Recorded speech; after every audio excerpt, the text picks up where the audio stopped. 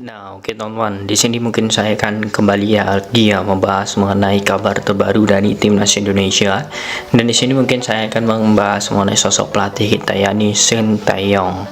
Kita sudah melihat bagaimana pengumuman dari Piala Dunia, dan juga kita sudah melihat bagaimana Indonesia akan menghadapi Piala Asia nanti di 2024 bulan Januari, dan juga kita akan melihat bagaimana skuad timnas Indonesia bertanding di event tersebut. Namun sepertinya ada yang kurang teman-teman. Bagaimana sebenarnya nasib pelatih kita, yakni Sintayong. Nah, Sintayong ini sepertinya untuk di bulan akhir tahun ini itu sangat padat sekali. Kemudian di awal tahun 2024 juga agendanya sangat padat lagi. Namun sepertinya kita melihat kontrak Sintayong ini akan berakhir di bulan Februari ketika nanti sudah selesai Piala Asia, kemudian akan dievaluasi oleh PSSI. Jika di Piala Asia ini buruk, ya tentu kita tidak bisa melihat lagi apakah Sintayong ini masih bertahan atau tidak, dan itu pun sudah menjadi konsekuensi antara kedua belah pihak jika memang gagal. Namun di sini saya memiliki pandangan lain teman-teman. Saya bukan berarti mendukung salah satu pihak ya, tetapi saya melihat di sini dari beberapa bahan yang mungkin akan saya jelaskan. Silahkan nanti kalian tekan tombol like, komen, dan juga subscribe teman-teman ya, dan juga kalian tekan tombol loncengnya. Nah, di sini saya langsung saja membahas teman-teman. Indonesia sudah tergabung di grup F ya, di ronde ketiga nanti. Kemudian Indonesia juga berpeluang ya untuk bisa maju terus di ronde kedua, dan juga di Piala Asia juga kita masih bisa bersaing. Artinya Sintayong ini memiliki peluang untuk bisa membawa timnas Indonesia ke arah yang lebih baik.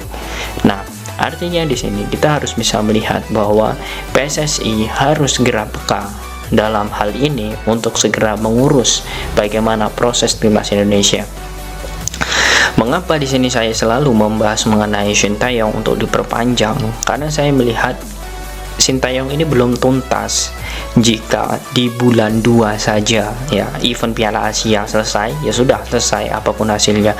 Menurut saya itu belum tuntas. Sintayong belum menuntaskan itu, karena Sintayong masih memiliki jadwal di kualifikasi Piala Dunia ini sampai Juni nanti. Nah, Juni itu akan ada beberapa pertandingan, dan itu juga lawannya pun sama, yakni Irak, kemudian Vietnam, Filipina. Dan menurut saya peluang itu ya untuk Sintayong menangkan ada. Dengan dirinya sudah lama teman-teman ya, sudah lama menangani timnas, kemudian tim yang ia bentuk itu belum dia rasakan sepenuhnya teman-teman. Karena saya melihat seperti ini teman-teman, sebenarnya Sintayong ini memiliki potensi untuk merasakan semua apa yang ia tanam, apa yang ia buat pondasi untuk timnas Indonesia. Karena jika acuannya hanya FIFA Matchday ya, kemudian lawan Argentina, kemudian di Piala Asia, itu masih kurang. Karena menurut saya target timnas Indonesia yang dipegang Sintayong ini ya harus sampai tuntas di Piala Dunia 2026. Ya, itu pun kita tidak tahu apakah Indonesia lolos atau tidak. Namun yang jelas Sintayong ini sudah memiliki beberapa perubahan, dan ya saya melihat Sintayong ini memiliki peran besar teman-teman. Sintayong ini memiliki peran besar dalam membangun pondasi timnas Indonesia. Saya ambil contoh seperti ini. Kita sudah mendapatkan Jordi, kemudian kita juga sudah mendapatkan Sandi, kemudian sudah mendapatkan Patinama, Rafael, dan juga Ivar Jenner. Namun tahu atau tidak, sadar tidak sadar, sosok Ivar Jenner ya, kemudian sosok Justin Hubner, kemudian sosok Tijani Reinders, kemudian Kevin Dix ya, itu adalah nama-nama yang memang menjadi incaran Sintayong kemarin. Itu adalah angkatan Jordi Amat dan juga angkatan Ivar Jenner. Dan sekarang kalian bisa lihat di luar negeri, kalian bisa lihat bagaimana permainan dia di luar negeri. Itu sangat bagus sekali. Artinya dari segi tim scouting, tim analisis dari Sintayong itu sangat berguna bagi timnas Indonesia. Jadi saya belum bisa berpikir jika Sintayong pergi nanti ya, atau Sintayong itu diputus kontrak ya, ketika kontraknya habis, saya tidak bisa melihat bagaimana perkembangan timnas Indonesia di masa yang akan datang. Karena saya melihat potensi saat ini itu sudah ada, tinggal meneruskan saja.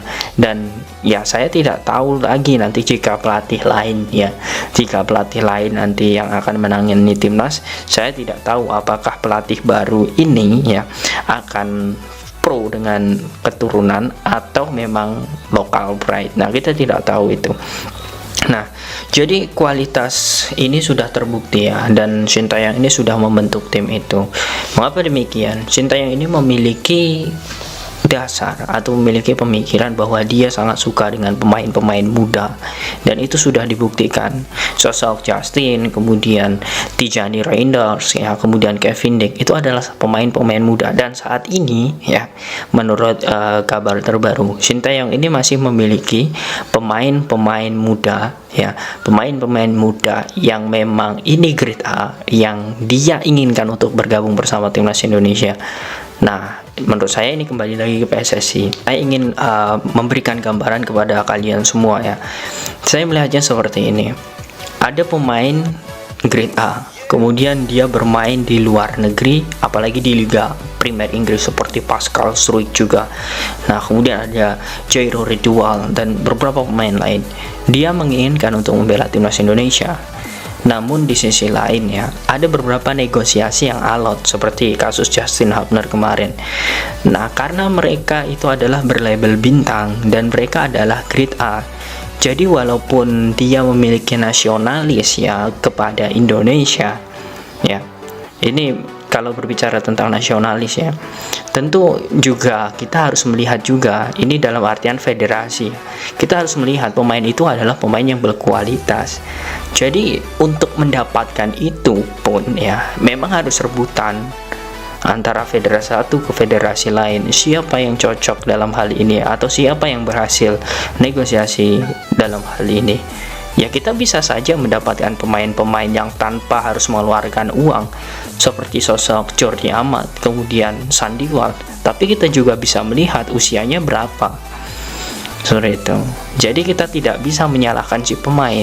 Ya, kalau ya di sini saya bilang lagi, kalau memang PSSI mau mengambil pemain-pemain tersebut ya harus keluar. Baik itu segi material. Ya, karena kita melihat status grade A itu bukan berarti dari segi kualitas saja, tetapi klub mana dia berasal, bagaimana track recordnya, itu juga menjadi penilaian. Jadi Sintayong ini punya standar tersendiri. Makanya saya bilang dari awal, seperti Tijani, kemudian Justin Hubner yang saat ini di pramusim Wolves senior dia ikut, kemudian Kevin Dijk yang sudah merasakan Liga Champion, standar Sintayong itu selalu berhasil.